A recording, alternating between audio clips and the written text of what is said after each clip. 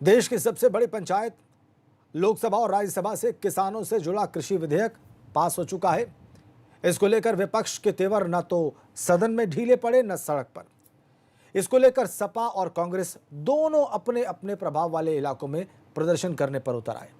हालांकि सवाल यही है कि जब विरोध सदन के भीतर काम न आया तो फिर सड़क पर करने का फायदा क्या विपक्ष उठा पाएगा?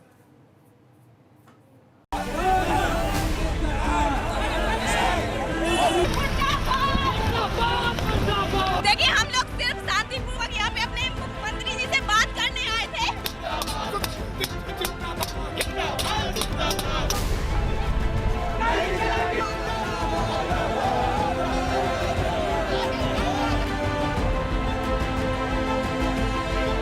सड़क पर हंगामा यूं ही नहीं बरपा है, सियासत में हिफाजत का फॉर्मूला भर है। दरअसल लाल हरे रंग के झंडे के तले जो आंदोलन की नई पटकथा लिख रहे हैं, वो कृषि विधेयक के खिलाफ हल्ला बोल रहे हैं। वो भी तब जब कृषि विधेयक संसद में अपने अस्तित्व के चरण को पूरा कर चुका है और जब ये विधेयक लोकसभा के रास्ते राज्यसभा होते हुए पास हो रहा था तो समाजवादी पार्टी के झंडे बरदार ट्विटर और फेसबुक पर किसानों की लड़ाई लड़ रहे थे। और विधेयक के पास होने के बाद सियासत में बढ़त बनाए रखने के लिए समाजवादी पार्टी ने सड़क पर मोर्चा खोल दिया। ये किसानों की लड़ाई से ज्यादा किसान हितैषी दिखने की लड़ाई है, जिसे यूपी के जिले दर जिले लड़ा जा रहा है।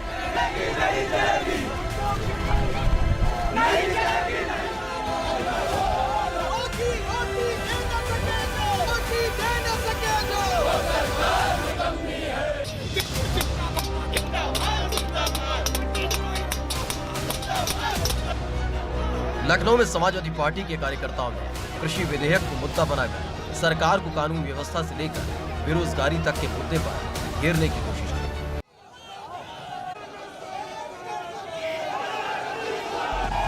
किसानों का मुद्दा उठाकर समाजवादी पार्टी ने जिले दर जिले आंदोलन का आह्वान किया। कानपुर में भी समाजवादी पार्टी के कार्यकर्ताओं ने सरकार के खिलाफ हल्ला बोल रैली निकाली और बेरोजगारी, किसान और कानून व्यवस्था पर सरकार को घेरने की कोशिश की। इस दौरान पुलिस को खासी मशक्कत करनी पड़ी। कई सपा कार्यकर्ता हाथों में बेड़ियां डालकर प्रदर्शन करते नजर आए।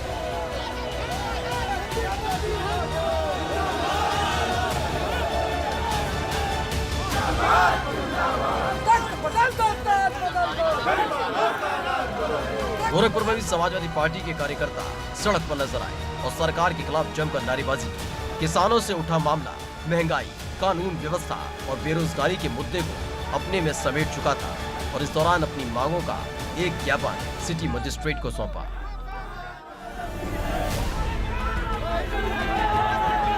कन्नौज में समाजवादी पार्टी के कार्यकर्ता बेरोजगारी, महंगाई, भ्रष्टाचार और कानून व्यवस्था के साथ साथ किसानों के मुद्दे के साथ सड़क पर उतरे और जमकर प्रदर्शन किया। कानून व्यवस्था की दुहाई देते हुए सपा कार्यकर्ताओं ने अपने ही प्रदर्शन में जमकर कानून की धज्जियां उड़ा दी। राजनीतिक कार्यक्रम से लेकर प्रदर्शन में 100 लोगों की सीमाओं के दायरे को लांघ दिया गया तो वही धक्का मुक्की भी करते नजर आए।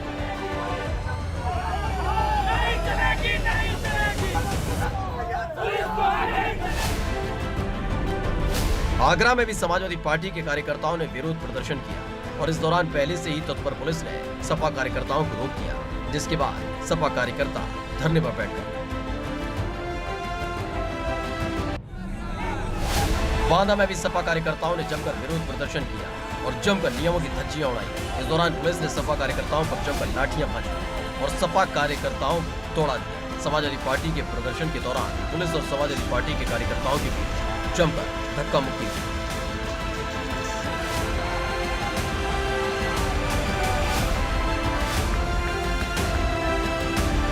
अयोध्या में भी सपा कार्यकर्ताओं ने सड़क पर उतरकर किसानों की आवाज उठाने का दावा किया और प्रदर्शन किया। इस दौरान भी कोविड काल में जारी गाइडलाइन की जमकर धज्जियां उड़ाई। तहसील मुख्यालय पर बैठकर सैकड़ों की तादाद में सपा कार्यकर्ताओं ने प्रदर्शन किया और सरकार पर निशाना साधा।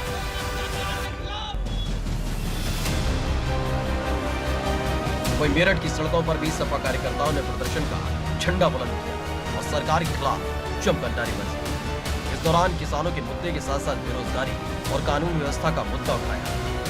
सपा के वरिष्ठ नेता और पूर्व मंत्री शाहिद मंजूर ने कई मुद्दों को उठाते हुए जोरदार प्रदर्शन किया।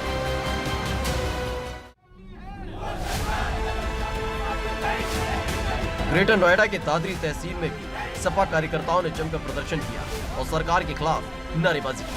इस दौरान कानून व्यवस्था, बेरोजगारी, महिला उत्पीड़न से लेकर किसानों का मुद्दा उठाया गया। लेकिन सबसे दिलचस्प ये रहा कि जिले में हो रहे सपा के आंदोलन में कहीं भी कानून का पालन नहीं किया गया और हर तरफ कोरोना काल में जारी गाइडलाइंस की जमकर इस दौरान कहीं सपा कार्यकर्ताओं को पुलिस ने रोका तो कहीं सपा कार्यकर्ताओं और पुलिस में झड़प भी देखी तो कहीं सपा कार्यकर्ताओं पर पुलिस ने जमकर लाठीचार्ज किया। सियासत में बढ़त की खातिर ट्विटर पर लोगों की लड़ाई लड़ने वाले सड़कों पर नजर आए, वो भी तब जब कृषि विधेयक पास हो चुका है। ऐसे में किसी भी मुद्दे को लेकर इनकी संवेदनशीलता समझी जा सकती है। ब्यूरो रिपोर्ट, एबीपी गंज।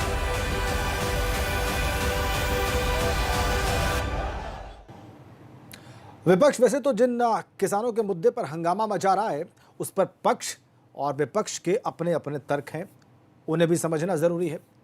यूपी और उत्तराखंड की नुमाइंदगी करने वाले माननीयों का आखिर इस मसले पर क्या कहना है, ये भी सुनना जरूरी है। देखिए, तो ये समझ रहा हूँ कि देश का विपक्ष जो है इस समय बहुत बचकाना है, गैर जिम्मेदाराना काम कर रहा है, या तो पढ़ता नहीं है या समझता नहीं है।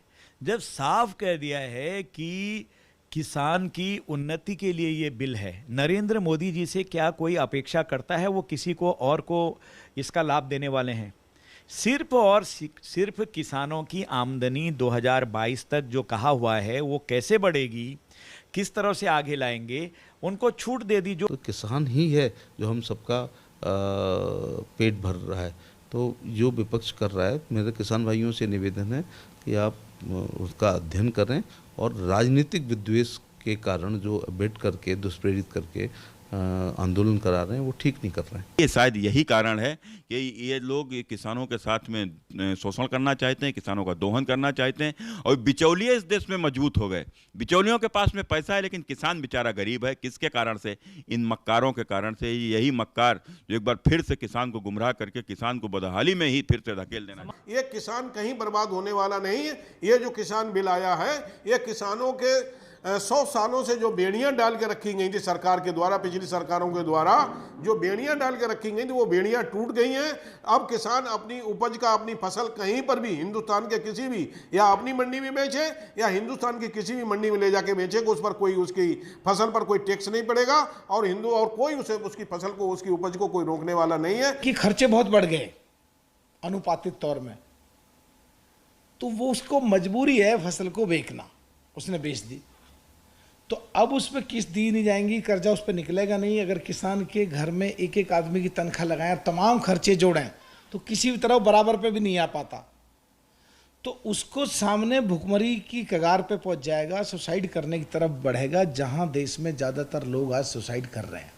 देखिए, ये किसान के साथ बहुत बड़ा धोखा हो रहा है। किसान की ज़मीनें गिरवी रखी जाएंगी, कॉरपोरेट जगत इनकी ज़मीनों को लेगा और उसका किराया दे देगा और अपनी फसल उगाएगा। और ये कॉरपोरेट जगत बड़े बड़े अपने फार्म्स बनाएंगे और जो गरीब किसान या छोटा मोटा किसान इनके बीच में आ जाएगा, उसकी ज़मीनें के हर तरह से ले लेंगे, छीन लेंगे। सबसे बड़ी खामी यही है कि किसान को अपने उत्पाद का बाजार में सही उसकी कीमत मिले, इसकी व्यवस्था सरकार को करना चाहिए, इसकी गारंटी सरकार को देना चाहिए। अगर सरकार मजदूरी करने वालों को या बेरोजगार लोगों को रोजगार की गारंटी की देती है या श्रम कानून के तहत उनको गारंटी देती है, तो किसानों को इस बात की गारंटी क्यों नहीं है? सुन लिया आपने कि माननीय क्या विचार रखते हैं इस